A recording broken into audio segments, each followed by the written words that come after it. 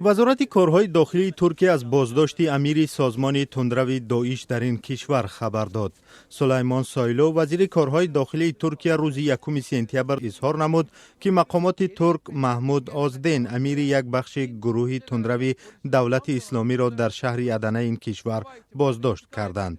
با گفته او هنگام جستجوی منزل زیستی امیر داعش نقشه های خطرناک پیدا کردند.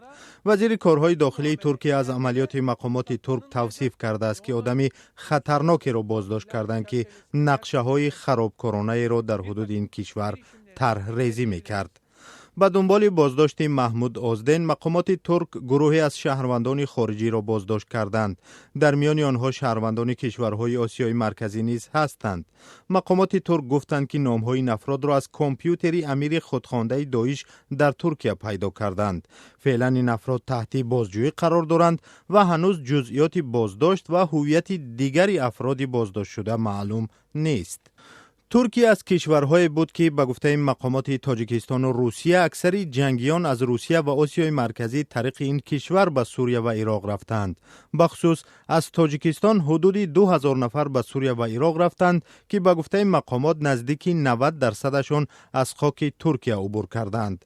از جمله به گفته مقامات تاجیک گلمراد حلیموف پلکونیک تاجیک از طریق ترکیه به سوریه رفته به این سازمان تندرو پیوسته است.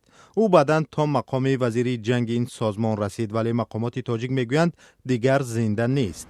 کارشناسان ترکیه را تنقید میکردند که در امر جلوگیری از سفر افراطیان به کشورهای سوریه و عراق جدی نیست. اما 1 ژانویه سال 2017 در کلوب شبانه استانبول حمله خونین صورت گرفت که 39 نفر کشته شد و مقامات ترک آن را کار دست داعش نامیدند.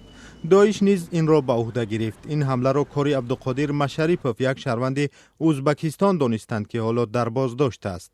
پس از این حادثه مقامات ترک بازداشت عزایان داعش در خاک ترکیه را جدی گرفتند و صدها نفر را در چند سال اخیر بازداشت کردند. در میان آنها شهروندان تاجیکستان نیز بودند.